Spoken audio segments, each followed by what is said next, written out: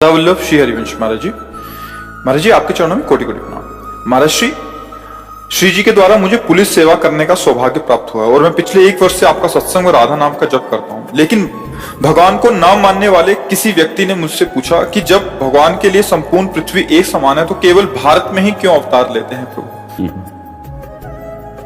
भगवान संपूर्ण सृष्टि की रचना करके समूहम सर्वभूतेषु सबके अंदर विराजमान, लेकिन भक्तों के हृदय में क्यों प्रकाशित हो जाते हैं? सबके हृदय में क्यों नहीं प्रकाशित होते हैं? तो सबके सकल जीव जन दीन दुखारी, सबके हृदय में भगवान है। सबके हृदय अछत विकारी, सकल जीव जग दीन दुखारी, वर्णन आया ना।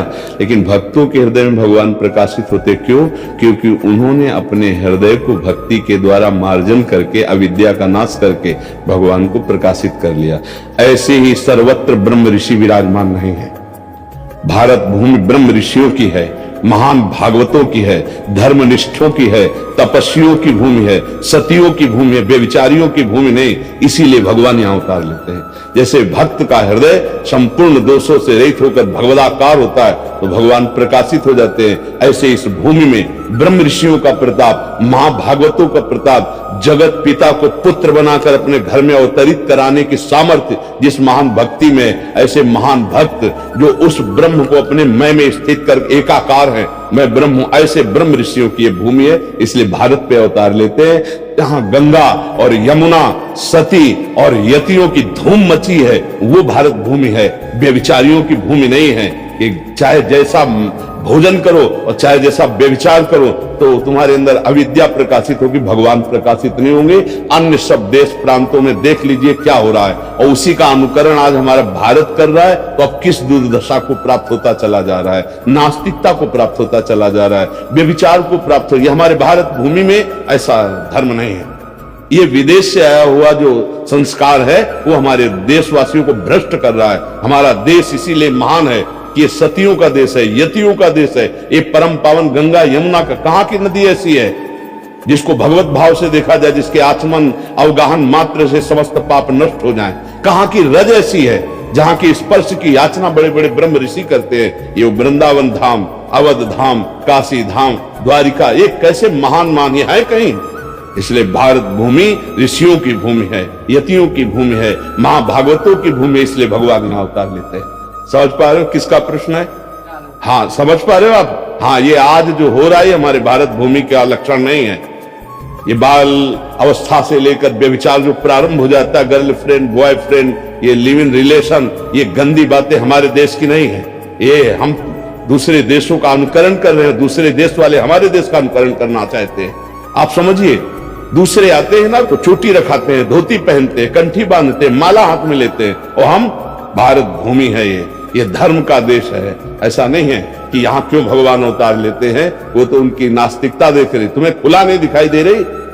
यहाँ की भूमि का प्रताप नहीं दिखाई दे रहा है? जहाँ की रज, जहाँ का जल, जहाँ की वायु महान पावन है। हमारे देश का जैसा कहां देश हो? अपने पातिव्रत धर्म से यमराज की भी बुद्धि को चकरा दिया। ऐसी सतिया अपने पातिव्रत धर्म से ब्रह्मा विष्णु महेश को 6-6 महीने का बालक बना दिया। ऐसी सतिया अपने यति धर्म से ब्रह्माकार वृत्ति, भगवदाकार वृत्ति, ये कहां मिलेगी आपको? स्वर्ग और नरक से ज्यादा कहीं वर्णन नहीं है बाहर। तो स्वर्ग और नरक से ज्यादा नहीं है। जीवन मुक्त अवस्था, भगवान को अधीन करने वाला प्रेम, ये भारत भूमि में विराजमान। इसलिए भगवान यहां अवतार लेते हैं। सर्वत्र समूहम सर्वभूतेषु, उस कोई ऐसा कण नहीं जिसमें हमारे भगवान में विराजमान हो। चाहे कोई भी देश हो, कोई भी देश हो, कोई जड़ चैतन्य हो, भगवान स्वयं बने हैं। वासुदेवा स्वरमिति, सब कुछ वासुदेव ही है।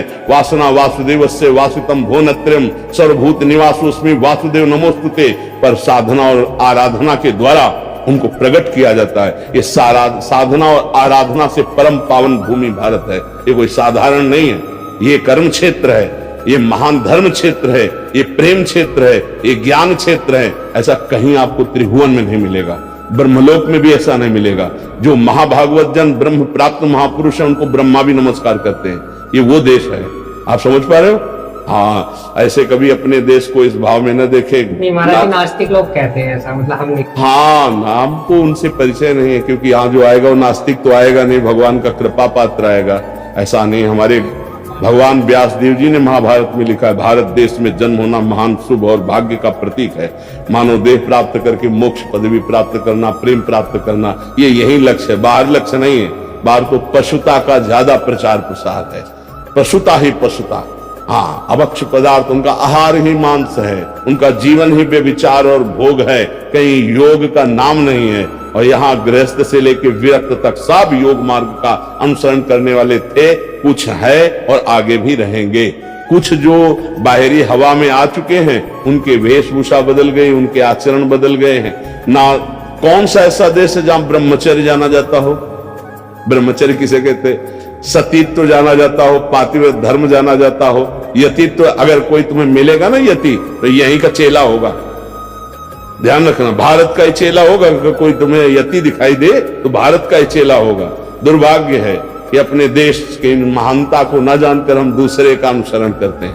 यह दूसरे का अनुसरण, हमारा देश जो है, हाँ, भगवान का परम पावन देश है। भगवान सर्वत्र हैं। अब आप विचार करके देखिए, भगवान सर्वत्र हैं, सब में हैं। आप यहां क्यों आए हैं? जो हम में भगवान है वो आप में है, सब में। आप यहां क्यों आए हैं?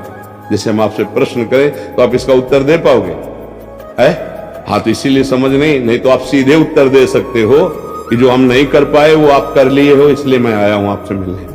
जहां मैं फिसल गया हूं, आप खड़े हो, इसलिए मिलने आया हूं। जो करना चाहे वो आपने कर लिया, इसलिए आपके दर्शन करने आया हूं। जो करना चाहे वो मैंने नहीं किया, इसलिए मुझे पश्चाताप हुए, पुनः करना चाहता हूं। साफ बात है। पांचभूत जो यहाँ है वो वहां है, अविनाशी जो यहाँ है वो वहां है।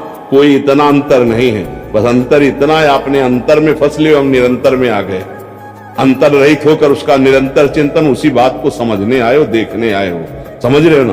तो ऐसे ये भारत देश निरंतर भगवत स्पर्श से संपन्न है। कोई ऐसा कोना नहीं जहां भगवत प्रेमी महात्मा न रहता हो, भगवत बोध।